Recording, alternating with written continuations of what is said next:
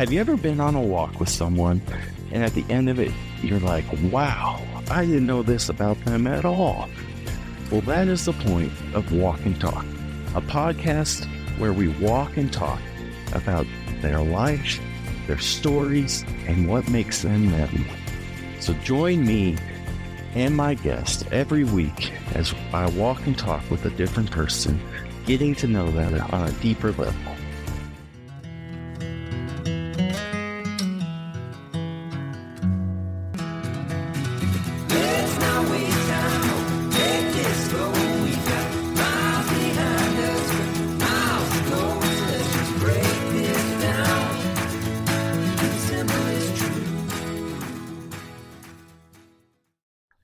All right, welcome to another episode of Walk and Talk. This week I have Jay Barela, so thank you for joining me on Walk and Talk. Yes, sir. Thank you for having me. I'm excited. Yeah, I'm excited too.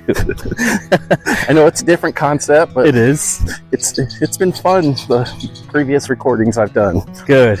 So, well, I hope your listeners are ready to hear me just gasp for air, because... No, it's not that bad. Okay. I don't make us go on too much of an incline. Okay, good. Even though I didn't realize it started off as an incline. I know, the street's a little weird, but like, I think back in the day, okay, so I used to live, when I was, probably junior high, so like middle schoolish time, I lived on 96 in Chicago, okay, like right back here. Yes. And this was just all dirt fields back over here behind 82nd. Oh no, behind 98th is what we're talking about. And so it was all dirt fields, and at the time my parents had bought me a go-kart, so we'd come ride the go-kart when they like pave the streets, and we just ride in and out of the streets. But I think that in this area there was a real bad rain, and there's a lake under here. Yes. And it caved in. Oh man. So they had to evacuate like tons, or like 2 blocks. Dang. And redo the houses. Wow. Because they started to sink in. Okay. So I was like, that's crazy. But yeah, so now it slopes down that way. Yeah, that's better. Right? Yeah. Yeah. So tell us a little about yourself. Okay. Whole story, or just like... If you want to do your whole story, go ahead. Okay. I was born and raised here. Okay. In Lubbock. I was born in 1986, and I think it was St. Elizabeth's. That was a hospital here. Okay. Yeah, so the pretty much the old Covenant, but that was that, and I lived here all my life. Graduated in 04 from Monterey, so that was cool. I ran track and cross country, and I did wrestling, so that was a lot of fun. One of my favorite stories to tell is that I went to regionals, like regional qualifying, like state qualifying, all 3 years of high school. And everyone's like, man, you must have been a really good wrestler. I'm like, yeah, got my gold medals, got my letters on my jacket, everything. But the deal was there was nobody in my weight class for me to compete against. So I either had to wrestle up or wrestle down, but at the end of the day, they're like 117, Jonathan Barela. There you go. And I'm like, dope, like, I get to go. So I didn't have to wrestle anybody. I just showed up and got whooped by guys way better than me.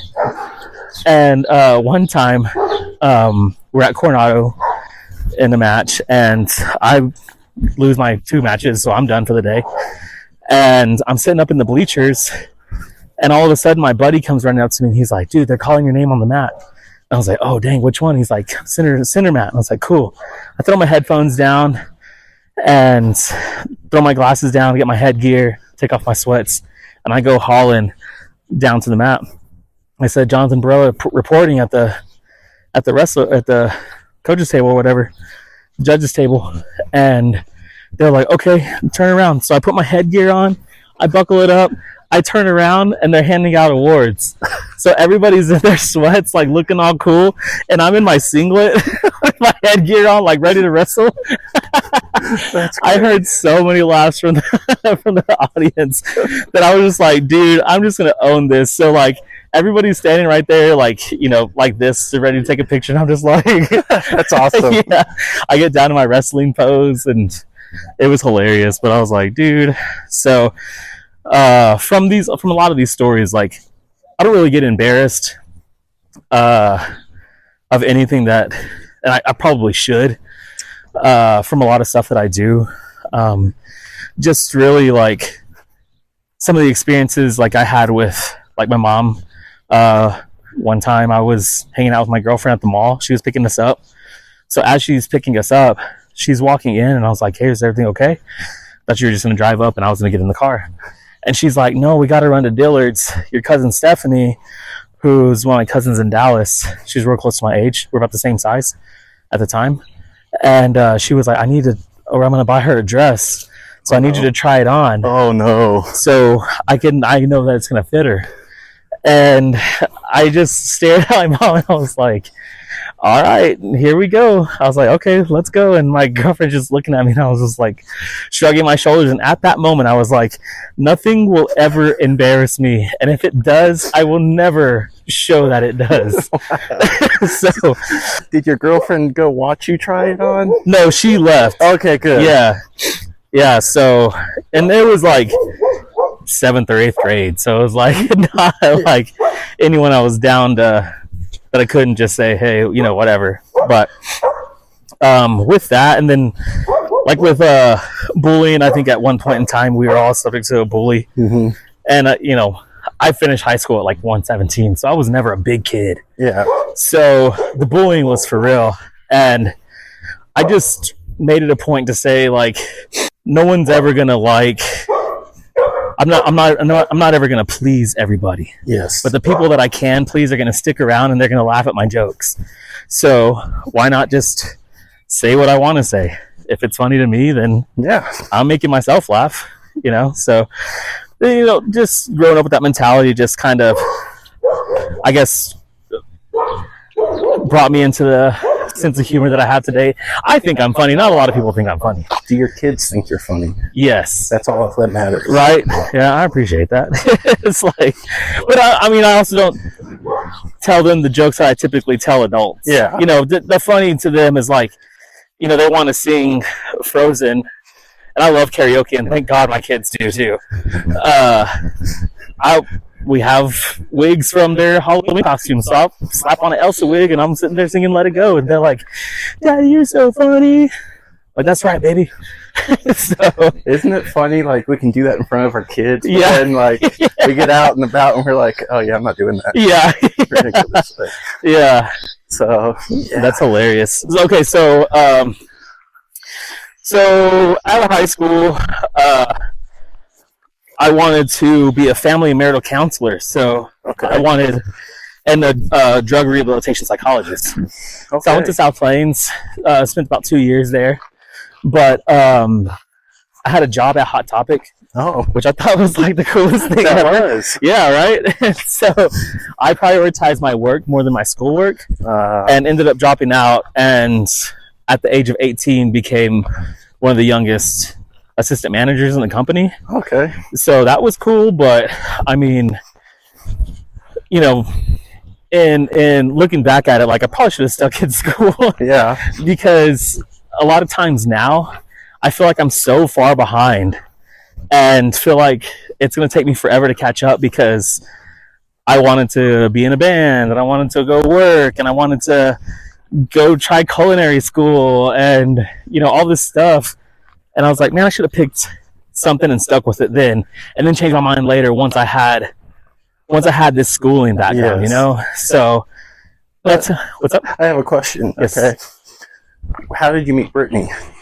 Okay, so once I bounced around from Lubbock to Dallas a couple of times, I decided to go to film school. Okay. So went to film school, worked in the industry for like 2 years, working on feature films and video games and stuff like that.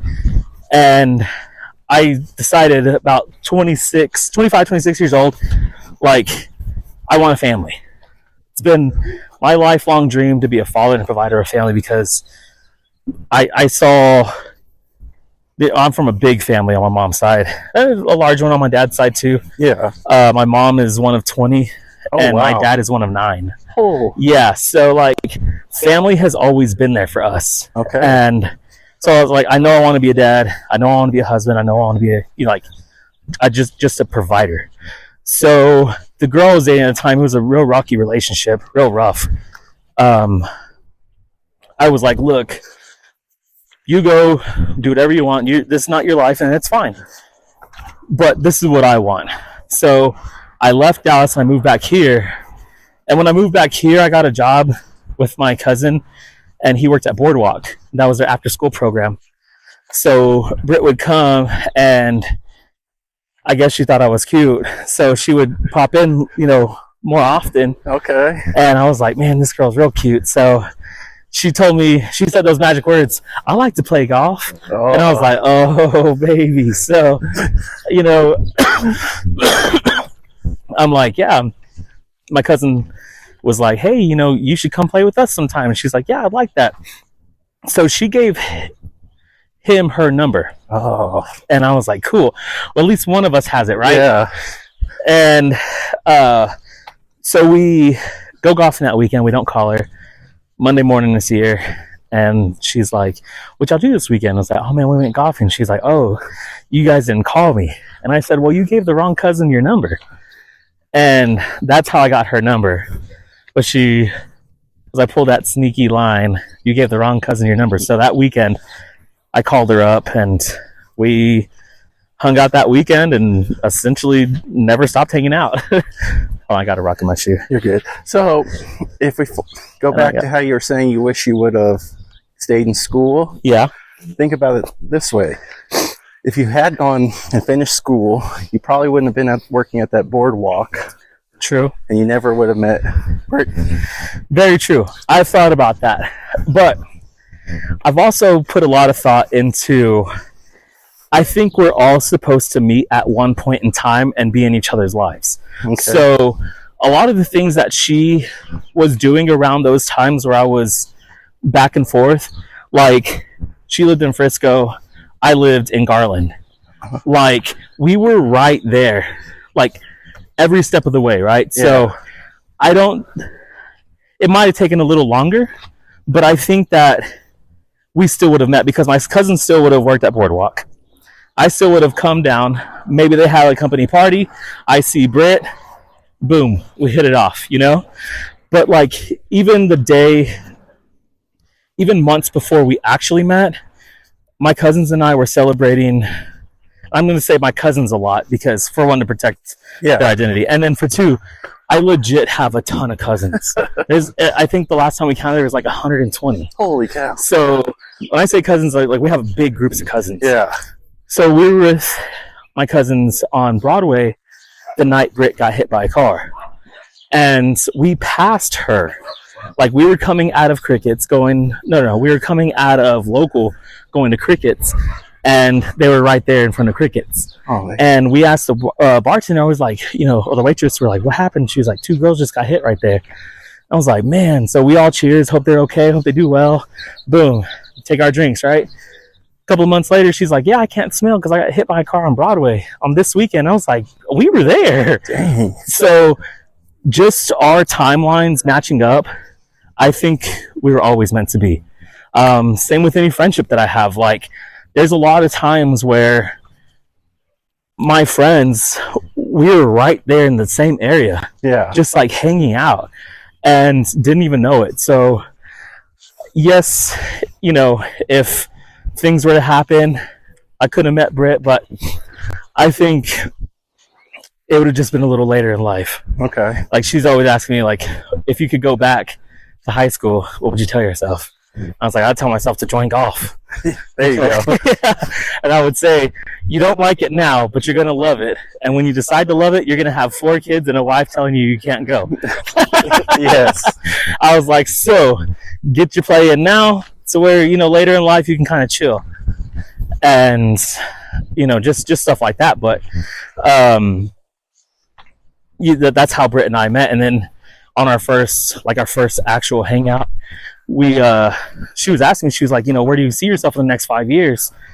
And I told her I was 27, turning 27 at the time. I said, well, in the next 3 years, I want to be a father and a provider of a family. I said, that's what I came home to do. And I said, if that scares you away, I completely understand. Because that's kind of like in your face, right? Yeah. And she was like, no. She's like, that doesn't scare me. I was like, all right, cool. I was like, we can try. So we did, and man, 4 kids later, we'll be married for 10 years this year, and I'm like, this is the best decision I've ever made. And I owe a lot to your wife too.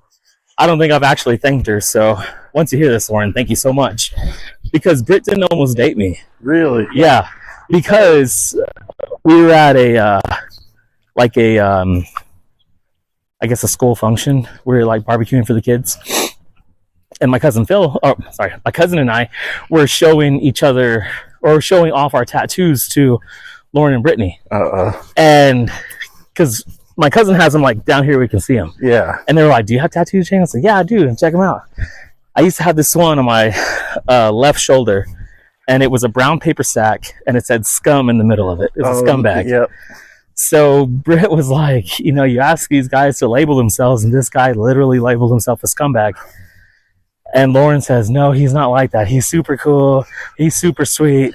You got to give him a try. And that's the only reason Britt gave me a try. So really, Lauren, thank you so much. See, that's funny, because when me and Lauren were dating, we went on a double date with you guys, and she was still on the fence, but because it went so good and Brittany said I was good, yeah, she kept going. See, dude? Like, like how crazy is that for them two to be friends, them two to meet us, them two to both say, this is a good guy, you should go for him. And then, boom, we're married. Yeah. Happily married. Like, it's those kind of things where I'm just like, this was always meant to happen. Yes. The timing, a little crazy. What happened in all of our past, a little crazy. But we're here now, and we're together.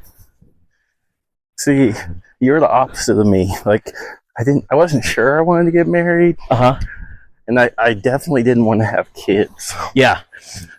But then I swiped right on Lauren on Tinder. Nice. And we started talking. I fell for her. Found out she had kids, which I was teaching in class when she told me that. Yeah. So I stopped my class. And we had a discussion about that. That's what's up. And so, but it's a sad story, but it's funny. I was like, hey, what are you doing? She's like, oh, I'm just driving to Austin for my pop's funeral. Yeah. I was like, oh, okay, be safe. And she goes, yeah, I'm just taking my kids. Well, I knew she worked in a daycare, so I didn't know she had kids at this point. And I was like, wait, you're taking all your kids to Austin for a funeral? And she's like, no, Mike, I have 2 kids. I was like, oh. So that's how I found out she had kids. Nice. And it's funny because I love the kids, and yeah, when I first started dating her, I was like, I don't want kids. Yeah. And now we have 3. Yeah, there you go. So we're done. Yes. No, we're done too. Like, we had Annabelle, and Britt, Britt and I had talked, and we were like, I kind of want 3 kids of our own and adopt one. And we're always saying we're gonna adopt, and we were so close right before Olive was born. We were so close to adopting a little boy, and so we do this, and then every time we're like, okay, Annabelle's coming, cool, Annabelle's here. 3 years later, Olive's here. And Britt was like, I'm done having kids. I'm good with our 2 girls. And I was like, she told me, if you feel like a personality is missing, we'll try again. So I sat there and I thought, I was like, okay, God's telling me that somebody is missing. So she says, okay, we'll try. All right, cool. I tried, and I was trying for a boy. Yeah. Right? So, you want to switch to this side? Yeah, we can. Okay. I got it. That dog to mess up our audio. Oh no. So I want to try for a boy, and I was Googling everything to have a boy, right? Everything. Even asking my barber, what works for you having a boy? He was like, dude, wear your cowboy boots. You wear your cowboy boots, guaranteed to have a boy. I said, okay, cool. I have my cowboy boots on. But it's like, why you got your cowboy boots on? It's like, trying to have a boy. So I'm sorry. You're good. We do this. We find out she's pregnant, and at the time we only thought it was gonna be one. Yeah. Right. And one of our friends or family members, someone distant, was having a baby, and they weren't sure that they wanted it. So I was like, hell, we'll take it. Like, go ahead and have the baby. You can see the baby whenever. We'll take the baby. We got room, right? We just bought our house. This one we're living in right now. I feel like God was like, all right, man, you think you can handle it? I know you can handle it. Here's twins. Oh, man. And then we found out we were twins the day after we closed on our house. And we were like, crap, what are we going to do? So, yeah, that was definitely a shock. But after that, I told Britt, I was like, man, you know, I'm done having kids. And she's like, thank God I'm done having kids too. And I was like, cool. And I was like, you know, your body's been through enough, giving me 4 beautiful girls. Like, let me take this hit. So I went and I got a vasectomy. Yep. And I was like, dude, like this. She was like, are you sure? I was like, yes. It's like, the procedure for you to get your tubes tied is like an 8-week thing. Yeah. And even at that, it could mess up so much more than, you know, whatever is going on down there. I said, my stuff is 45 minutes and $50. Like, yeah. Because my insurance at the time, I was like, hey, can I be put under? Like, sleep. I don't want to feel nothing. I just want to wake up and be good. And they were like, yeah, we can, but the insurance will only cover 80% of that, and then you got to pay the 20%. And I was like, okay, what if I just do the local anesthesia? They're like, you just pay your copay, which is $50. Yeah. I was like, give me that one. You know, like $2,000 versus $50. I was like, yeah, I'll take it. So I went in there, and man, I'm glad I don't have to do that again. It's weird, right? Yeah. I had mine done after Blake was born. Like, we talked about having another one. We decided no, and Yeah. the problem was, like, one of the shots, like, didn't work enough. Oh. And so, like, halfway through, I can, like, you can feel it, but not. Yes. Yep. Yeah. And I was like, no, I can't. Like, y'all got to give me another. Oh. And so I think the shots are the worst part. Yeah. Well, the first line they cut, the first nerve they cut, because he was like, hey, man, you're going to feel some bee stings and a dog bite.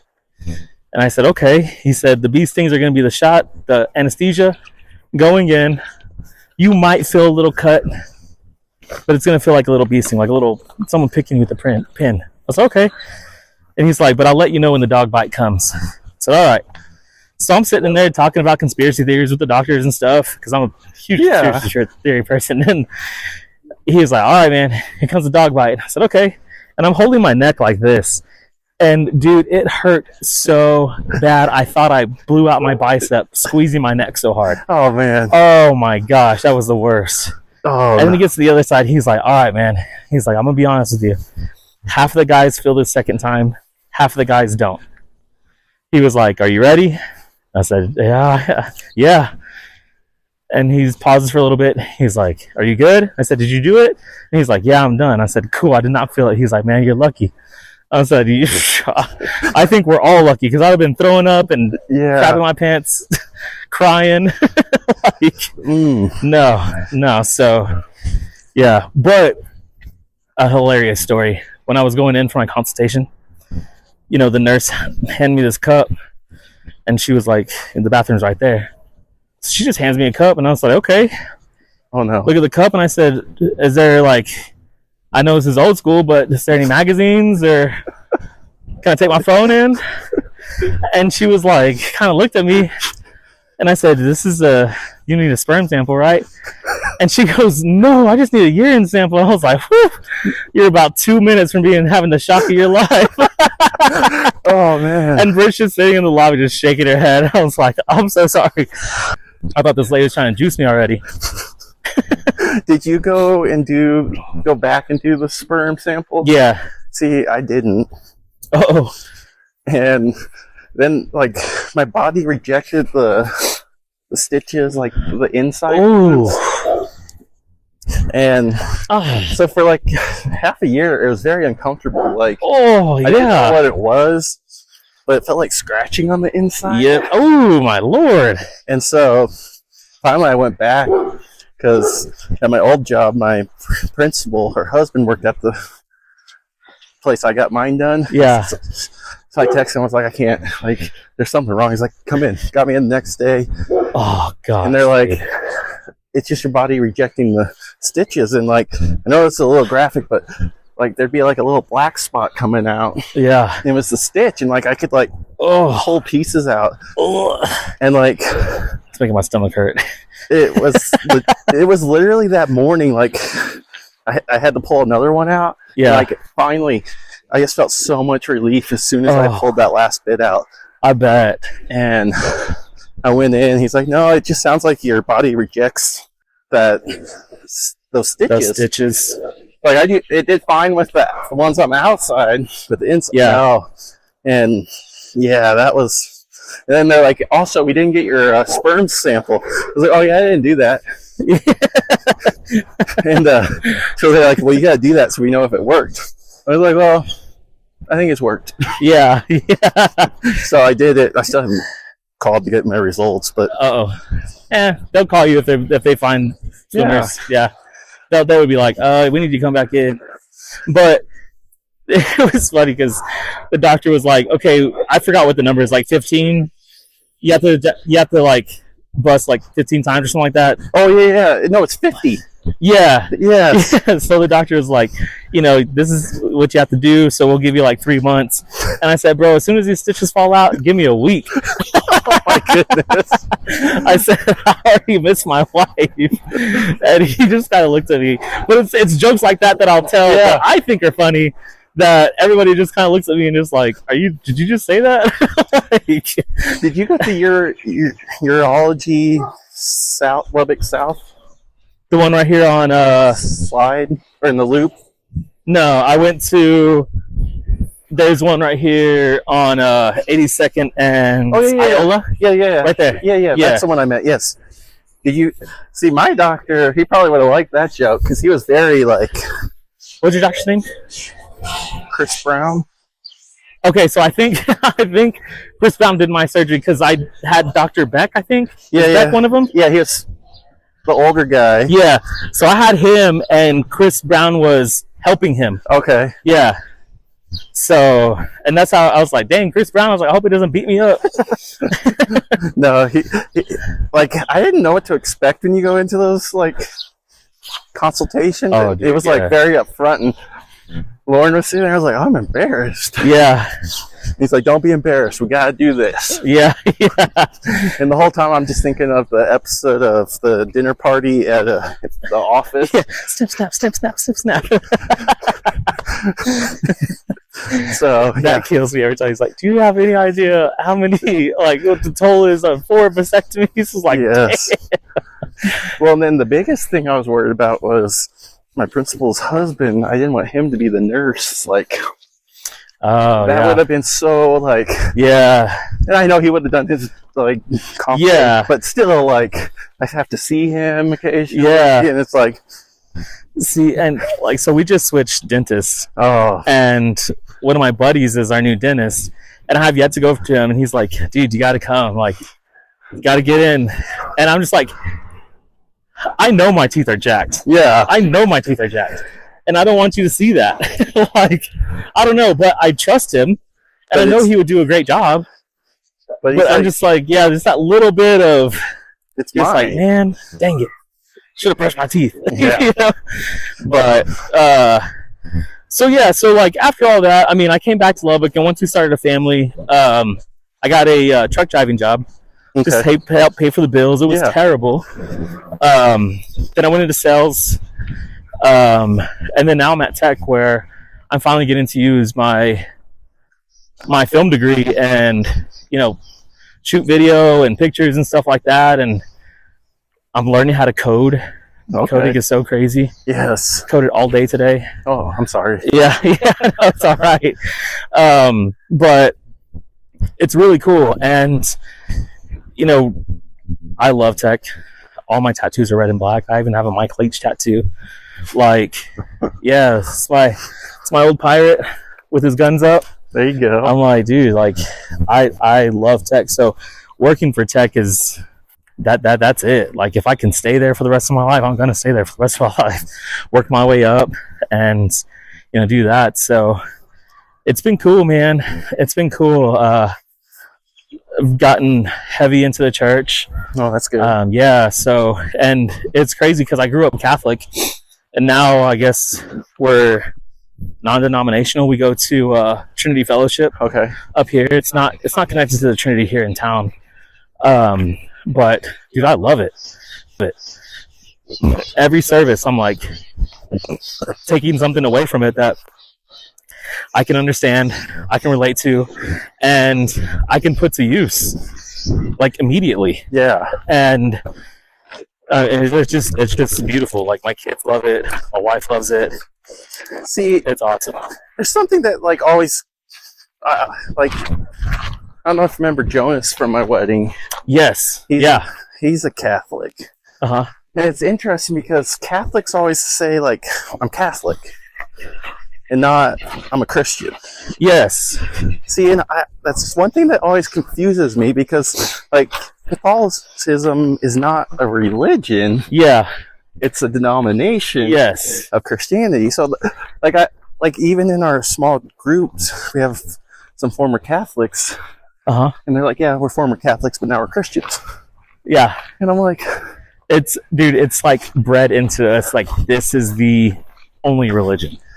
And even it's taken my mom a long time to finally say, like, we believe in the exact same thing. Yes. It's just, Catholics have different prayers for different things. They're not worshiping statues. And I can, that's one of the things that Britt and I talked about. She's like, why do you worship statues? I'm like, we don't. It's like, I know Jesus is the man, right? These are his buddies that help him out while he's off doing Jesus things. So I'm like, hey, St. Christopher, man, I'm going to travel to Dallas on this bus. Could you please be with me while I travel? And she's like, wouldn't you just ask Jesus for that? I'm like, yeah, I would. And I say, Jesus be with me, God be with me. Well, whatever. But there's a prayer for St. Christopher that I can say that'll calm me down. There's a St. Michael prayer that'll calm me down. The Virgin Mary prayer. I forgot what it was called, but I mean, we're not praying to them. We're just asking for help. It's a dope backyard. Yeah. So it's just a lot of things like that. And what took me a long time to get over was my kids not being baptized as soon as they were born. Oh yeah. yeah. And now I get it, but back then we were starting our family, was like, no, they're gonna get baptized as soon as they're born. And Britt's like, why? And I'm like, it washes away original sin. And they're like, yeah, but they're babies. They're like born pure. Yeah. And I'm like, okay. And she's like, yeah, they have to know Jesus first to accept him. Yes. And I was like, that makes a ton of sense. So now, like, we're all excited because Annabelle, we were having home church the other day, and she's like, what's baptized? And Britt and I kind of explained it to her, and she was like, I want to be baptized. She was like, I want to do that. And I was like, oh, like, just hearing those words, like, babies are going to scream and cry because you're pouring cold water on their head. But hearing your child say that they want to be closer to God and give their life to Jesus, I'm just like, oh my gosh, that's beautiful in itself. Like, I'm so glad I got to be there when she said that, That's awesome. Yeah. So, like, cool.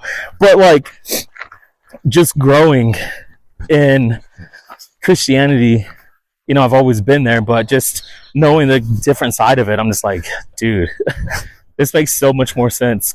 Growing up Catholic, even if I ask, like, hey, why do we believe in this? Oh, you're not supposed to question the church or what the Father says. You're going to go to hell. I was like, for asking a question? No. So it made me defiant. It made me say, hey, if I leave church early, my service doesn't end. And it made me start finding loopholes to where I was getting other people to follow me. And I was like, I'm walking a very steep, very thin line right now of turning all these people away from Catholicism because of loopholes I found to benefit me. Yeah. And I was like, this is not healthy. It's like, so, like, I'm going to stop. So it was crazy, but definitely had some fun times there. But I love where we're at now. So I have one more question. Okay. The Pope. Okay. I don't understand how he can have a day where they say he's free of sin.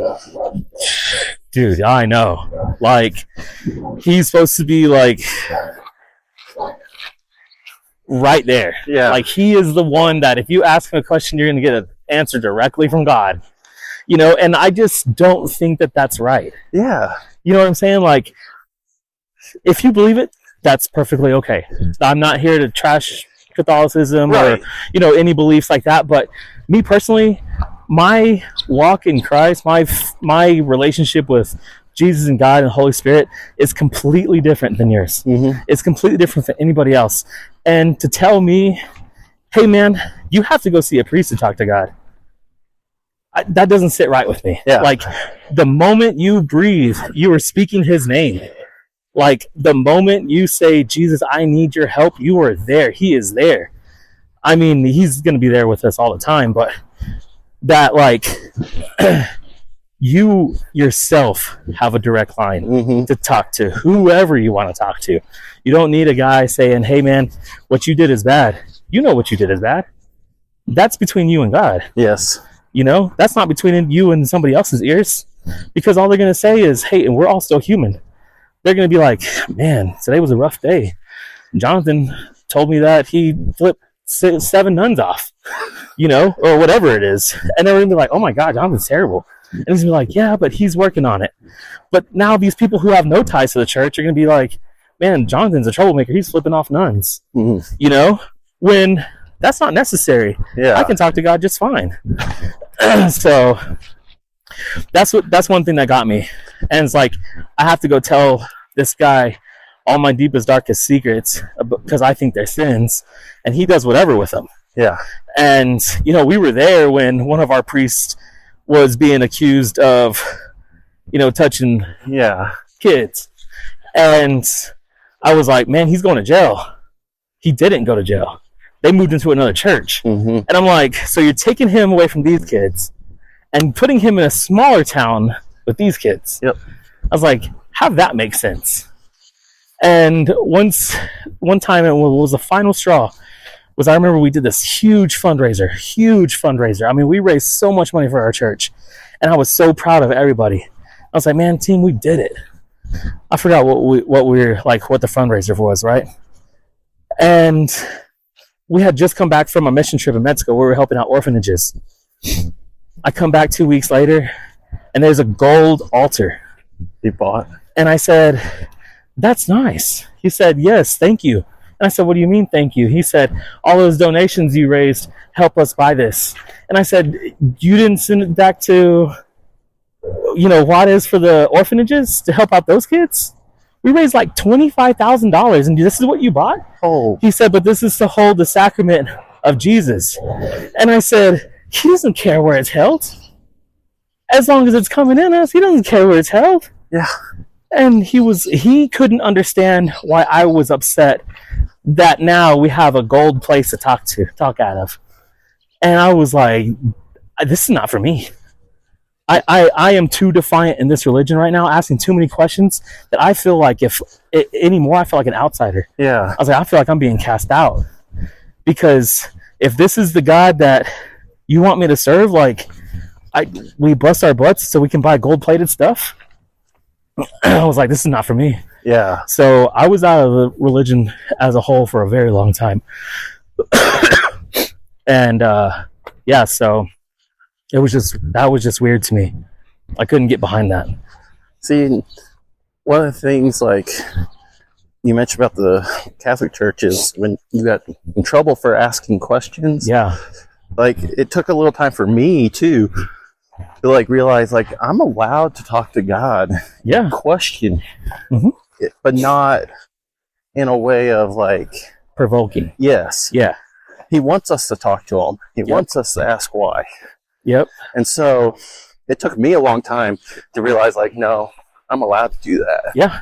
Yeah. And so I'm like you, like, it wasn't like my dad told me that, like, you can't ask questions. Like, Mhm. it was just, I don't know, he's God. Why would I? Yeah.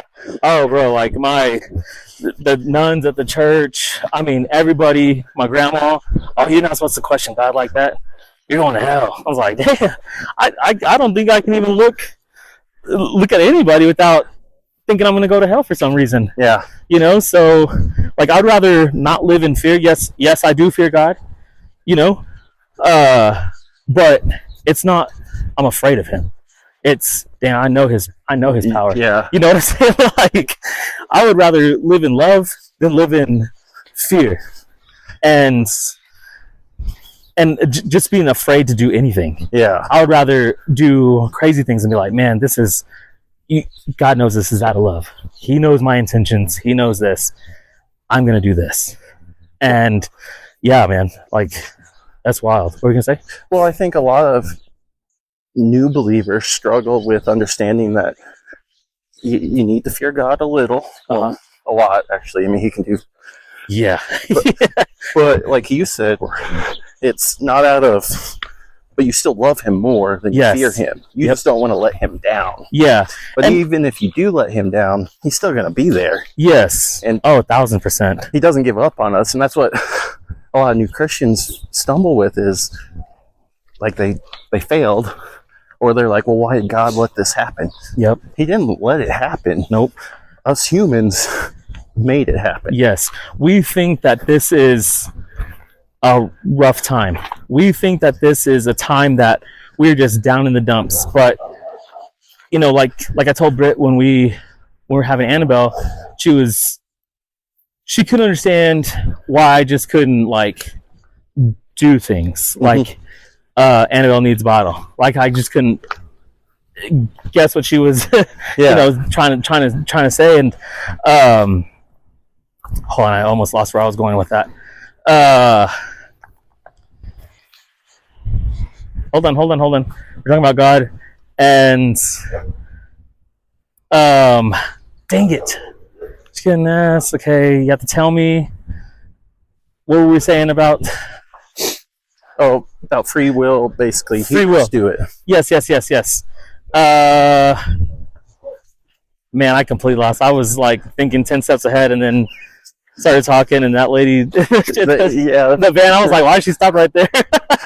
I was like, I think she's gonna freak out and try to run us over. But okay, so the fear thing, I think it should be called respect Yes. instead of fear, because, you know, we do know his power. He said Christians, they stumble and they think that they've failed, and they don't think that they're worthy. Yes. But to know that is to know that those situations that we're being put in are not to get us down. They're to build us up. God is saying, look, man, yes, you're in a down spot right now, but check this out. Like, hey, I didn't have a job for 2 months. And I was thinking, man, what am I going to do? Mm-hmm. Like, I'm supposed to be a father and provider. What am I going to do? Why? And not, how can I get out of this? What is the path that you have laid out for me right here, God? Like, show me what you want to show me. Mm-hmm. And then I got the blessing. Lauren called, man, come work with me for a little bit. Thank you so much. That started gearing me up to start getting in that marketing mentality. And then tech opens up. And God's like, look, man, if you would have taken this job back here that you interviewed for, you wouldn't have had this. Yeah. I had this laid out for you. I had this already here.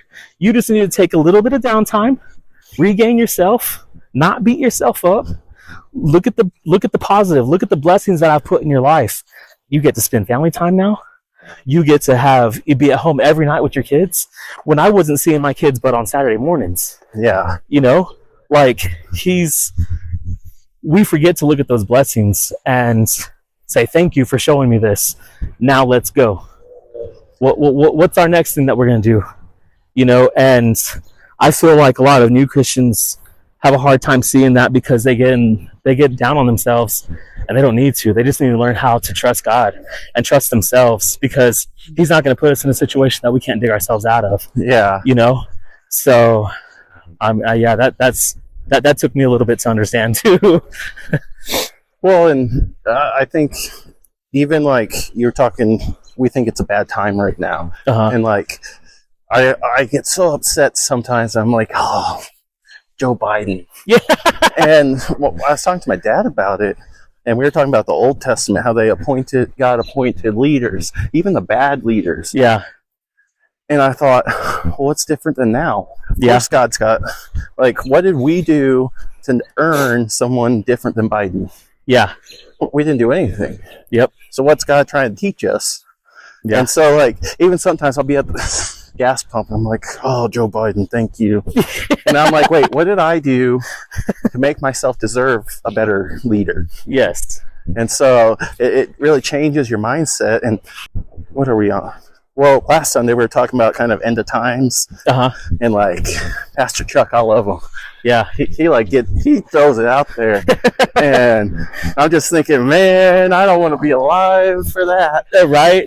And so, but then part of me, like, just because, like, in Revelations, you read so much stuff about what's going to happen. Like a horse with an angel coming down with, like, fire coming out. I'm like, I kind of want to see that, but I don't want to see that. Yeah. Or, like, all the mountains, like, just falling. Like, yes. Like, or the 7-headed dragon that's come out of the ocean. And I'm like, that is cool, but I don't want to be here, God. Yeah, right. Sci-fi me is like, I might be down to see that, because what if the army is like, okay, guys, we've been working on TIE fighters and X-wings and lightsabers. If you have two hands still, take one.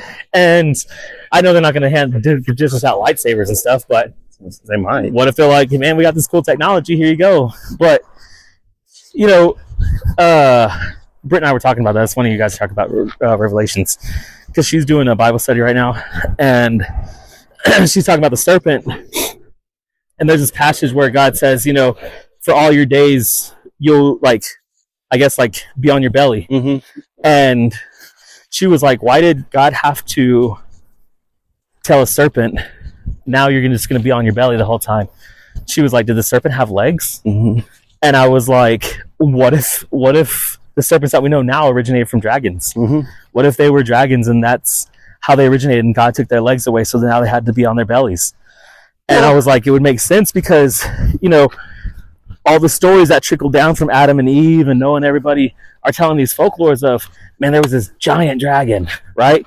And then that's how across the world we get depictions of dragons in Mexico, in China, and everywhere else has a depiction of a dragon, but because they originated like that. Yeah. And now they're snakes. And I'm like, dang. See, and that's a good point. And then my thing is, like, Eve doesn't, like, sound startled when the serpent speaks to her. Yeah. And I'm just like, if a snake starts speaking to me, like, or even like a dragon, I'd be like, hold up. And so, like, I always, like, ask that, and people are like, well, maybe they just talked back then. Yeah. I'm like, I guess, but I don't know. Yeah. And in our church group, they're like, well, maybe you're missing the point. Like, that's not the main point of it. I'm like, yeah, but still, my human self wants to know. Exactly. And then I have a theory about the Tower of Babel. Okay.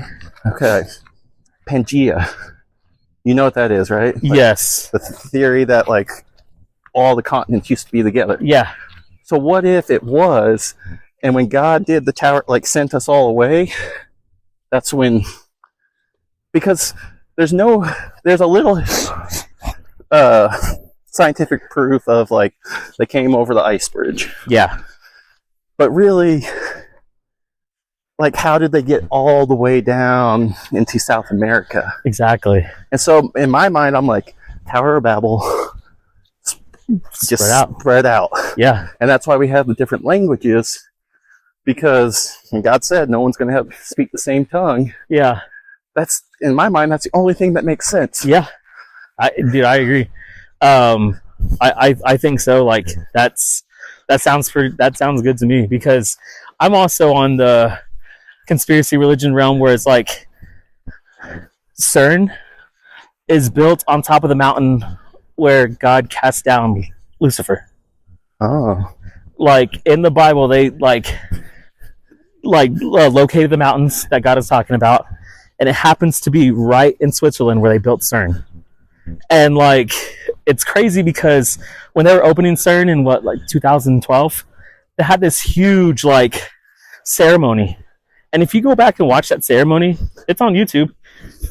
It is the most demonic, satanic cult ritual thing I have ever seen. And I'm like, what are they summoning here? They turned it back on when we had the lunar eclipse just a few weeks ago. I'm like, the end, like the rockets that they made that they wanted to shoot into the eclipse were all named after serpents in the Bible. I'm like, bro, these people are telling us what they're doing. Well, why aren't we connecting these dots? Not only them, but like even our political leaders are telling us what they're doing. Yeah. And we're just like, okay. That's not true. They would never do that. And then it's like, what?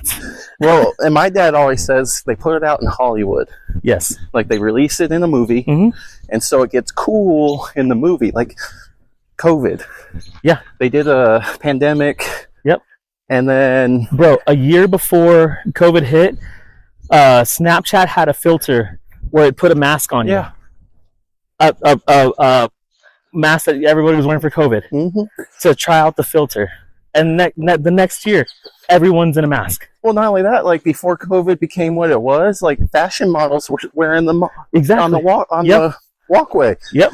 And then it's predictive programming. They're saying, okay, how are they going to take to this? Oh, they love it. Let's roll it out. And then this new movie that just came out, Civil War. Oh, bro, yes. And everybody's loving it. And I'm like... Stop. And I'm like, why do you think they're trying to take away the second? Yes. Because... I saw a TikTok where this person's at the Capitol, and they're in like the museum.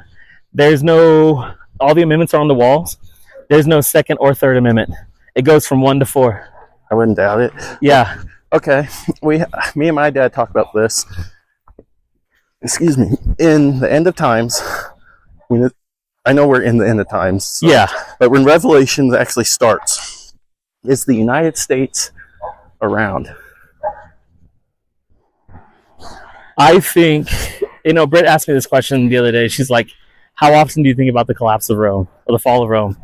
And I'm like, at least once a week, because I see it here. She did the TikTok. Yeah. I'm like, at least once a week. And the last thing to go, like before Rome fell, was gender identity. And I'm like, we're here. Yeah. Like, it's going to fall. And I don't know. I don't know if it's going to be around. I also have gotten pretty deep into... This is going to sound so crazy. Sorry, listeners. In the Grand Canyon, there's a portal directly to Egypt. Okay. And wait. Yes.